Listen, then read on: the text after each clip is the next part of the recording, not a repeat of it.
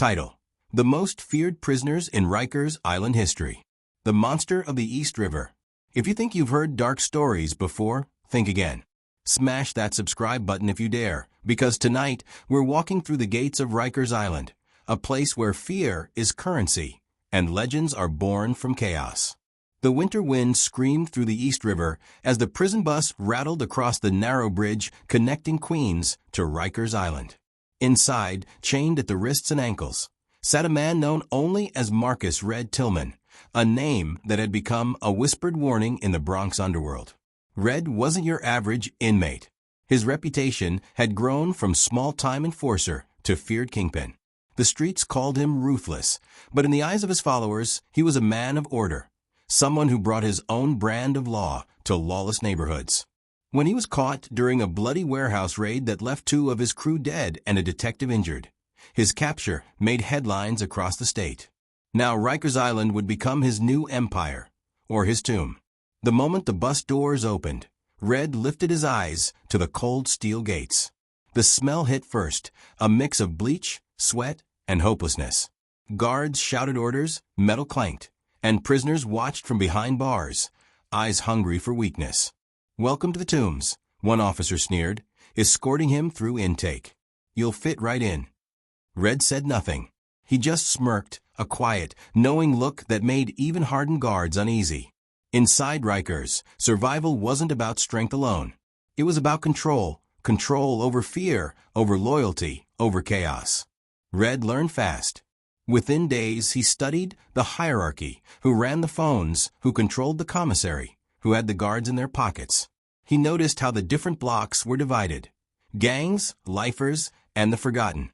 The chaos wasn't random, it was managed, but barely.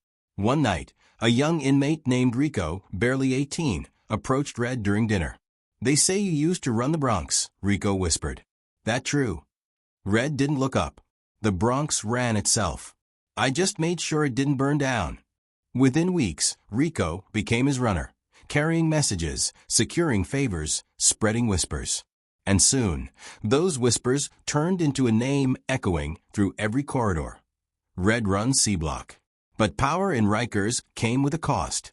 The old guard, men who had ruled the inside for years, didn't like outsiders climbing fast.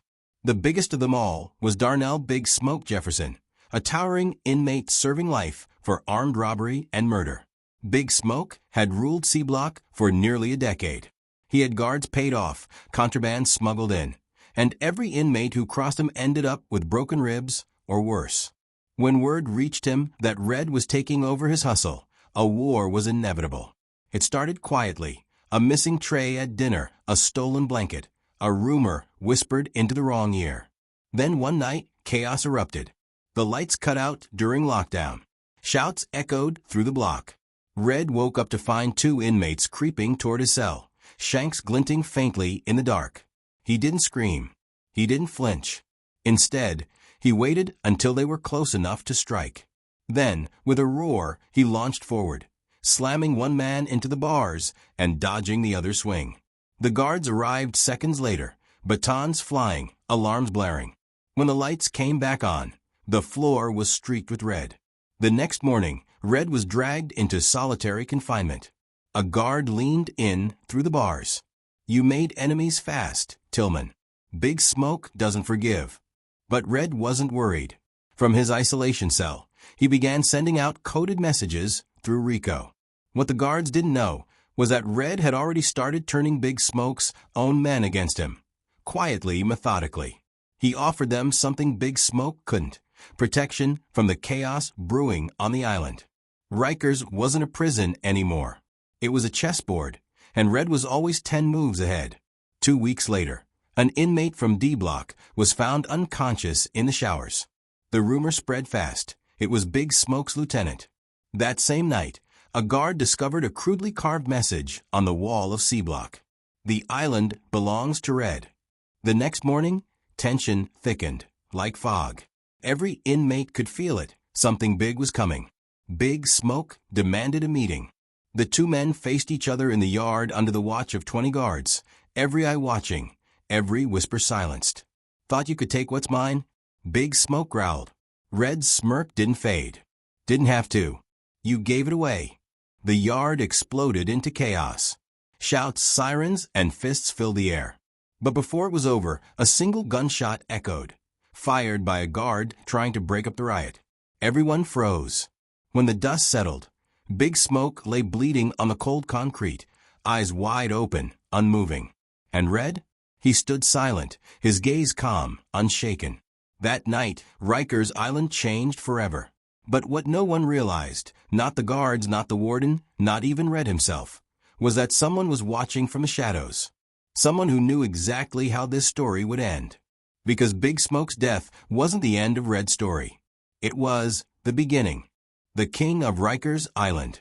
If you thought Chapter 1 was intense, this is where it gets darker. Subscribe if you dare, because in Rikers, the line between power and death is thinner than a razor blade.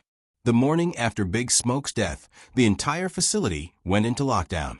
Alarms blared, cells slammed shut, and guards stormed through every corridor searching for the truth.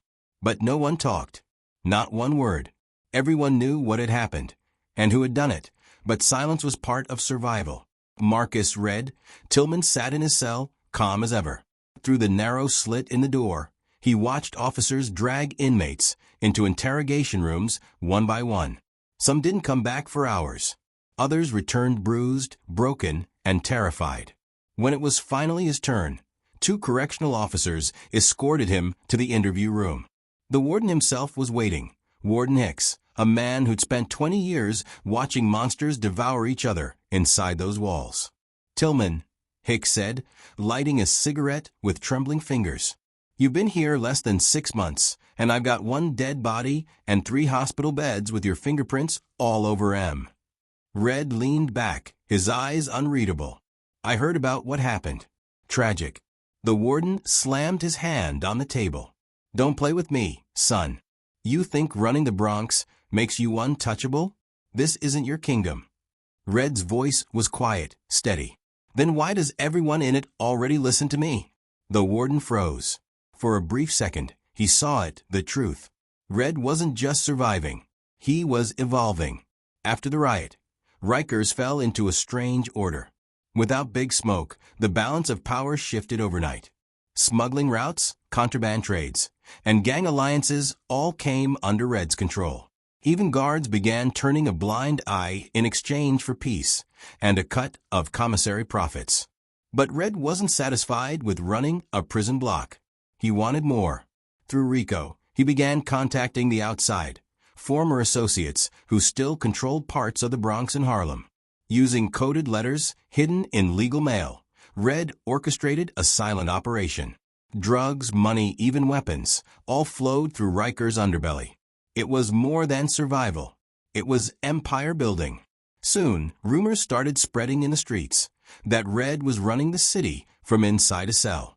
News outlets began calling him the King of Rikers. Yet power comes with eyes, and someone was watching. A young correctional officer named Officer Lena Torres had started noticing inconsistencies. Supply trucks arriving at odd hours, guards signing off on fake deliveries, inmates with brand new shoes and phones. She wasn't supposed to care, most officers didn't, but Torres was different. Late one night, she walked past Red's cell and saw him sitting in the dark, writing something by the dim flicker of a contraband lighter. She stopped. "What are you doing with that?" she asked. Red didn't look up. "You ever think about why you're really here, officer? I'm here to make sure people like you stay behind bars." He smiled. "Then you're failing." The words lingered like poison. Torres filed a report the next morning, but it vanished before it reached the warden's desk. Someone higher up was protecting Red. That's when she realized this wasn't just about gangs or drugs. It was about corruption that ran through every level of Rikers Island. Weeks passed. The media frenzy grew louder. Stories leaked of organized criminal activity inside the facility, but without evidence, they were dismissed as rumors. Until the night of the blackout. It started just after midnight. Power to half the facility went out. Backup generators failed. Cameras died. Guards scrambled in the dark as chaos erupted in multiple blocks. Torres, on duty in the control room, tried to restore power, but the system was locked remotely. Then, over the emergency radio, she heard something chilling. C block open. C block open. Tillman's cell is unlocked. Her blood went cold. She grabbed her flashlight and ran. The hallways were pitch black, filled with distant shouts and the clang of metal doors. When she reached C block, Red's cell door hung open, but he was still inside, sitting calmly on his bunk, as if waiting for her. "You planned this," she said, panting. "Did you kill the power?" He tilted his head. "No, but I knew it was coming." Before she could react, the lights flickered back on, and what she saw made her freeze. The other cells were empty. Dozens of inmates gone. "Where are they?" she demanded. Red smiled faintly. "You ever heard of the phrase distraction by design?" Outside, alarm screamed. Guards poured toward the main gate. Someone had tried to escape, or worse.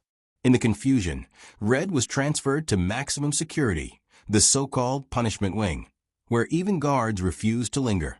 There he met an old face, Detective Joseph Carver, the same man who'd led the raid that got him arrested years ago. Carver looked older now, more tired, more haunted. "You think you're clever, don't you?" Carver said, pacing. "You've built yourself a throne out of fear. But this ends now." Red's tone stayed calm. "Funny, Detective. You said the same thing the night you raided my warehouse. How's your partner, by the way?" Carver froze. His partner, the one who'd been shot during the raid, had died months later under mysterious circumstances. "You wouldn't dare." "I don't need to," Red said softly. "The system kills its own. I just watch." The conversation left Carver shaken. That night, he requested a deeper investigation into Red's communication channels, the guard paroles, and the warden himself. But before any files could be opened, someone leaked his request to the wrong people. The next morning, Carver's car was found submerged in the East River. The official report said suicide. But Officer Torres didn't believe it. She'd seen too much.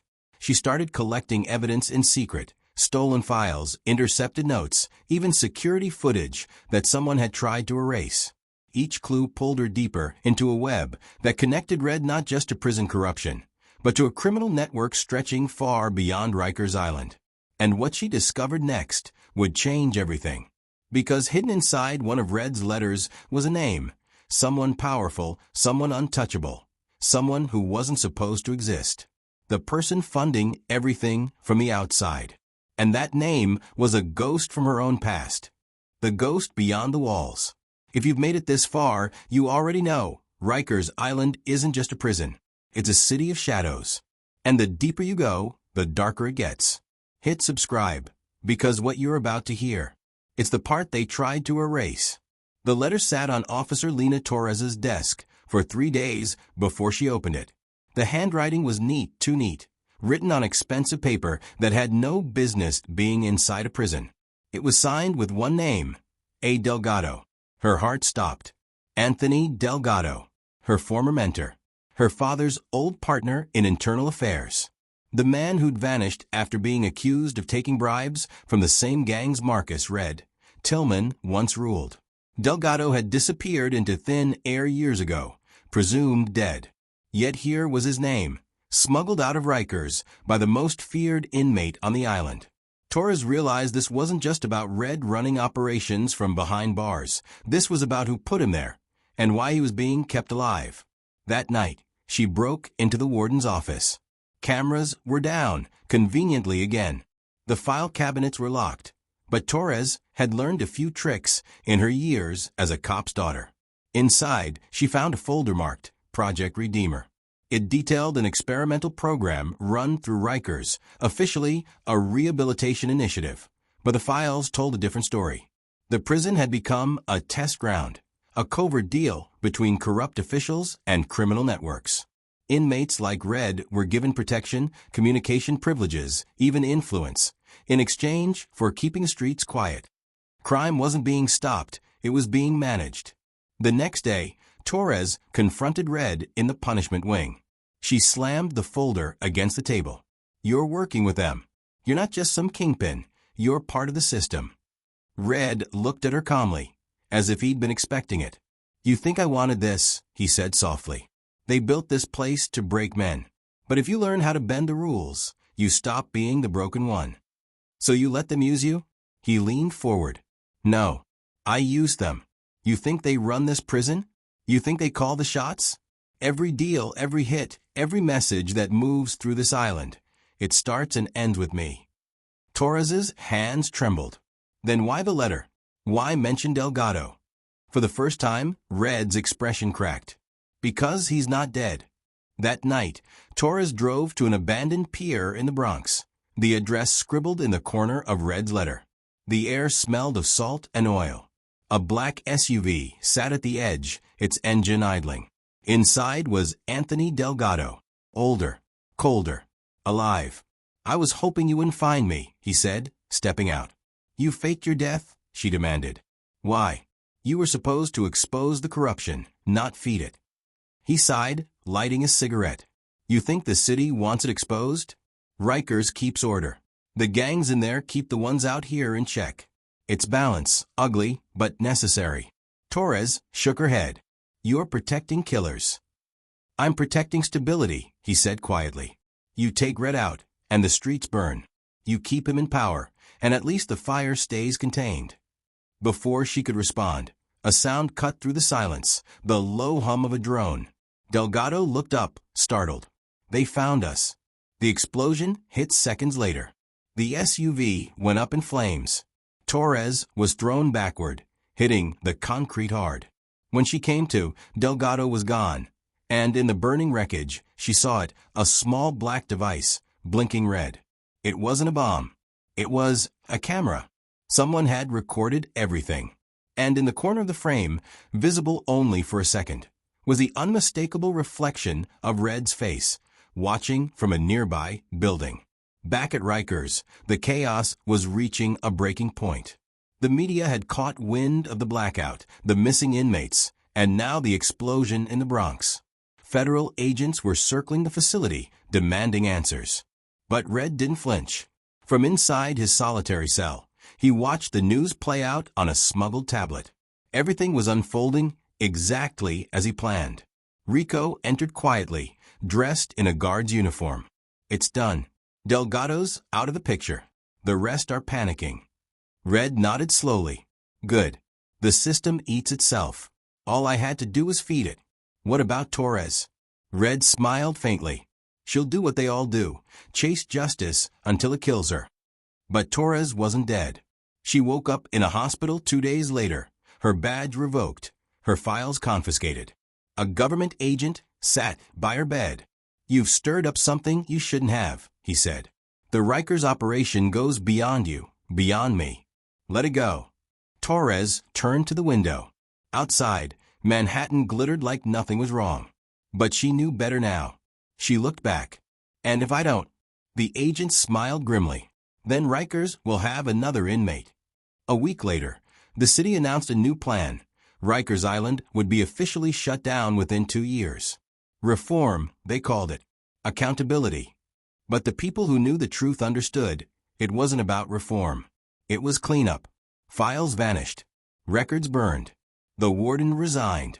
Every trace of Project Redeemer was erased. And Red? He was transferred. No one knew where. His name disappeared from the system entirely. Some said he'd been moved to a federal black site. Others whispered he'd walked free under a new identity, part of a deal Delgado had negotiated before the explosion. But a month later, Torres received one final letter. No name. Just a sentence. Power doesn't die. It adapts. She folded the letter and looked toward the city skyline. Somewhere out there, the ghost of Rikers still lived, not behind bars, but in every street, every corner, every secret deal that kept New York standing. And as the last ferry left the island that night, its lights fading into the mist, Torres whispered to herself. They think they closed Rikers, but Rikers never ends. If you think this story was intense, you're not ready for the next one, hit subscribe so you don't miss it.